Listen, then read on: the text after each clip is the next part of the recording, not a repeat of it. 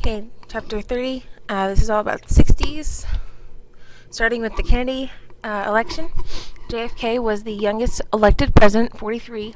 Not the youngest president. Teddy Roosevelt was inaugurated when he was a year younger, when he took over from McKinley. But when JFK becoming the youngest elected president, also the first Catholic president. He is going to start this election with this image of being a symbol of change.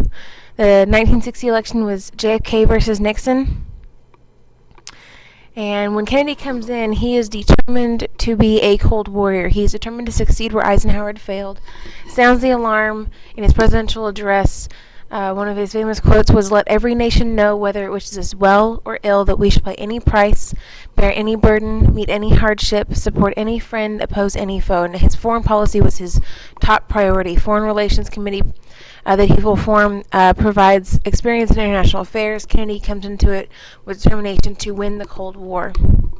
His advisors are going to support a very hard line against Russia, believed that American security depended on a superior force and the willingness to use it. So we're going to build up our forces and not back down from a fight from the Soviet Union. There was the election results, Kennedy versus Nixon. Alright, so he's going to build up the conventional armed forces, the nuclear arsenal. His first goal of his administration, he wants to put the U.S. ahead with nuclear power. 600 B-52 bombers, submarines, ICBMs, intercontinental ballistic missiles that could take warheads to Russia. And what we're going to do is we're going to increase the missile gap, meaning we're going to have more missiles and better missiles and the first strike capability. We could hit them before they could hit us. The nuclear arsenal creates an alternative to a massive retaliation. It's a flexible response with the choice of several different plans.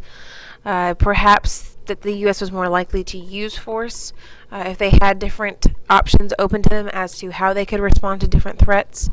Special Forces, he's going to add 5 combat-ready Army divisions, 3 tactical air wings, and 10 division strategic reserves, and expands the Special Forces at Fort Bragg, insisting that they adopt the Green Beret as a symbol of their elite status. The strength of the U.S. Tempts them to challenge the Soviet Union. We have this danger of having a huge arsenal. We've been making advances in science and space. John Glenn orbits the Earth 3 times in 1961. Kennedy commits the U.S. to putting a man on the moon by the end of the decade, and that was 1969 with Neil Armstrong. Okay, Berlin has always been a tense situation since World War II ended. In 1961, Khrushchev meets with Kennedy with the new president and uses the opportunity to pretty much threaten him by renewing their demands to pull the U.S. troops out of West Berlin.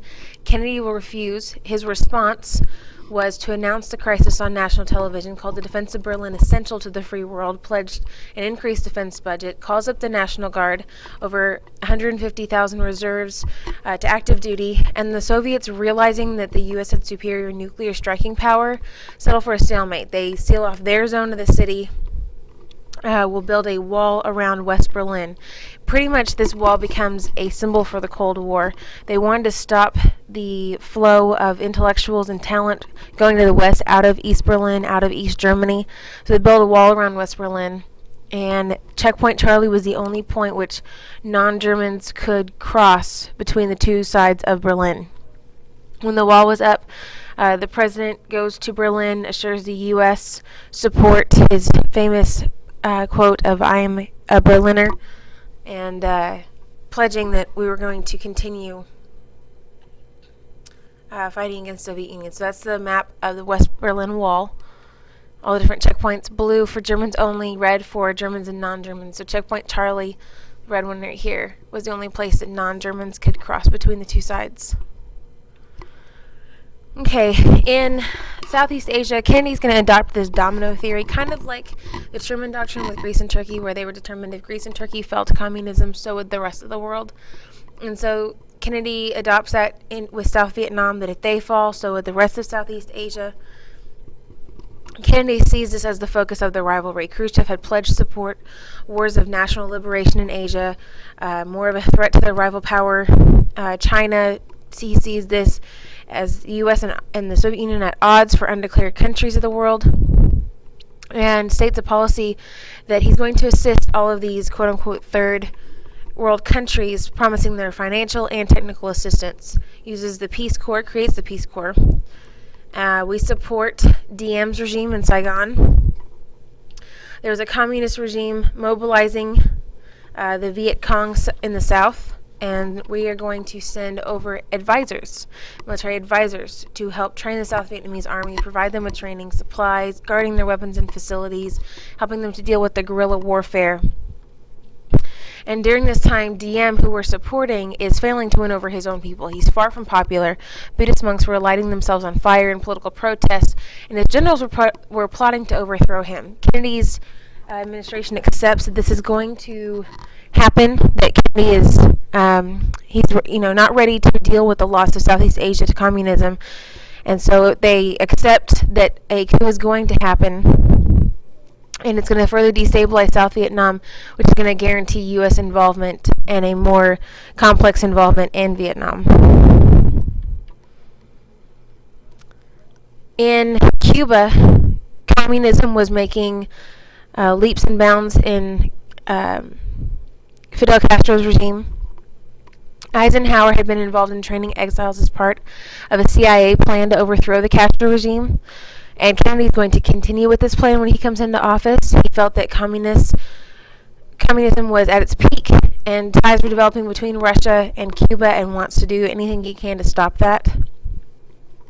So they train the exiles and plan an invasion for April 17th. 1,400 Cuban exiles land. They stormed the beach and expected that there was going to be a U.S. military airstrike behind them, which Kennedy canceled at the last minute. And the trained forces were defeated within 48 hours.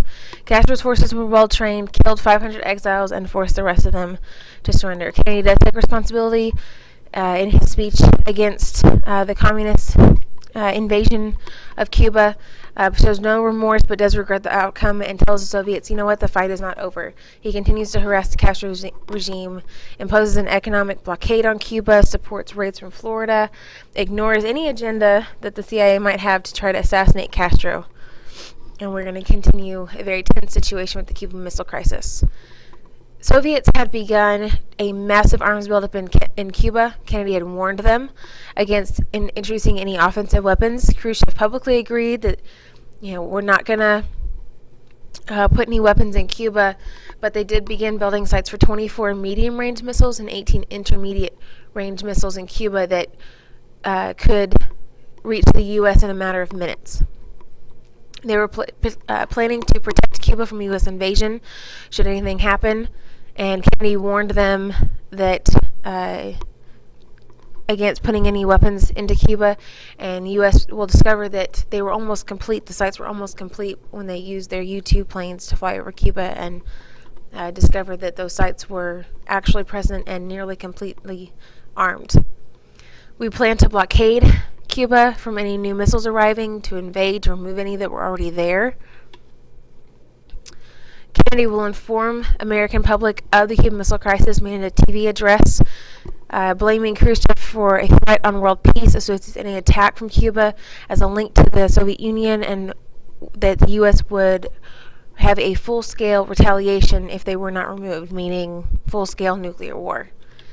Khrushchev will agree to remove the missiles, offers JFK a way out of the mess with a political, making it look politically like a win. Russia would remove their missiles from Cuba if the U.S. promised never to invade, and also wants the U.S. missiles out of Turkey that were making the Soviet Union very, very nervous. Robert Kennedy, brother to JFK, and one of his advisors, met with the Russian ambassador, brought up the reality that there would be a lot of dead Americans and dead Russians should something come to play, and so the USSR will send 16 ships towards Cuba. Khrushchev accused JFK of threatening a world nuclear missile war and many public threats, although there were private telegrams and meetings, and the crisis was ultimately averted. U.S. secretly agreed to remove their missiles from Turkey in exchange for the Cuban missiles to be removed by the Soviet Union. JFK saved face, appeared very strong, heroic. They do install a hotline between the two countries. Kind of had a sobering effect on everybody, and so they wanted to establish better communication and open negotiations. While, yes, we're going to have an arms buildup, but wanted to have better communication should something like this come up again. So the effects of the Cuban Missile Crisis on the politics side, we have actually, as a side note, they also agreed in 1963 to a nuclear test ban treaty. But on the political side for the U.S., Kennedy's popularity goes way up. Ever since Sputnik, the U.S. thought we were way behind the Russians, and now we kind of feel at ease. We've demonstrated our military superiority. Democrats play off of this success and gain Congress in the midterm elections. For diplomatic effects, there's moderation of the Cold War. We agreed to install a hotline from Washington to Moscow for emergencies, shift from confrontation to conciliation. And we do know that since we've shown superiority in military power, the U.S. and Russians are going to partake in another arms buildup. U.S. at this point had a 4-to-1 advantage of nuclear power, and so there's going to be an escalation in the arms race. For his domestic policy, the New Frontier, he had very high expectations. He hints at a new frontier in one of his speeches, that America was on the brink of something great. He and his wife Jackie brought style and glamour, energy to the office that people hadn't seen before. The press likened the mythical kingdom of Camelot to Kennedy's administration. He relied on intellectuals and academics to put energy into his administration to give it new direction. His Secretary of Defense, Robert McNamara, very tough-minded, pragmatist, one of his advisors, he wants a lot of legislative and economic reform to increase minimum wage, federal aid to education, medical insurance for the elderly, increase money for housing and urban renewal. And really, he was one of the greatest assets to his administration. He had personality, charm, intellect. Reporters loved him. Congress, though, however, did not. He has all these ideas for reform, but Congress really will block a lot of what he tries to do. Most of his ideas are passed later under Johnson. Congress was controlled by the Southern Democrat Republican Conservative coalition, stalled a lot of things in Congress, couldn't really break through this congressional logjam. They blocked his health care, his federal aid to education, and Kennedy doesn't really challenge a lot of it. He backs off some reforms, settles for some settlements on others. Really, most of his focus was on foreign policy, and so he's going to avoid a lot of legislative fighting at this point. For the economy, we're coming out of a very prosperous time in the 50s, and it's going to continue. It had slowed down a little bit towards the end of the 50s. There was a recession, 57 to 58, and modernization of industry, defense spending led to an improved economy. South and West benefit the most from that. We do increase space and defense spending. The budget's going to go towards going to the moon, to the defense budget, computers, aircraft companies, and he tries to keep wage and price guidelines, trying to keep the price of living down. Opposing that idea, or against that idea, was the U.S. Steel Company, who tried to raise their prices. They raised their cost of steel to $6 a ton. JFK is outraged and insists on them backing down, threatens them with an antitrust suit, lashes out at them, cuts them off from Pentagon steel orders, and they were forced to lower their prices, which also made their stocks fall, so they did not experience as much prosperity. There was a huge, massive tax cut that will sustain one of the longest periods of prosperity. $13.5 billion tax cut over 3 years to stimulate consumer spending and give the economy a jolt. It's going to lead to a decade of economic growth. Personal wealth goes up 13%, corporate profits go up 67%, doubles growth, cuts unemployment. The economy was doing very well. On the social side, civil rights becomes a huge issue during his administration. During his campaign, Kennedy said he was a crusader for civil rights, but really he's going to downplay his activeness to try to keep the Southern Democrat bloc in his corner. Doesn't want to oppose those conservative Southern Democrats. Robert Kennedy wants to keep his administration active, looking at voting rights, working for the civil rights movement.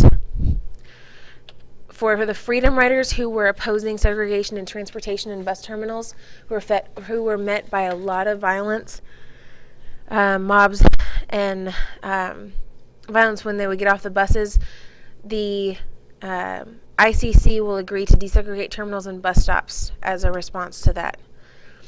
For the University of Mississippi and the University of Alabama, both were trying to oppose desegregation of universities. James Meredith was trying to go to the University of Mississippi, but with a lot of opposition, federal marshals and National Guard will help to protect him. 2 people end up dead, 375 injured, but he will attend and graduate, as do 2 students at the University of Alabama, despite the efforts of George Wallace to keep it from becoming integrated.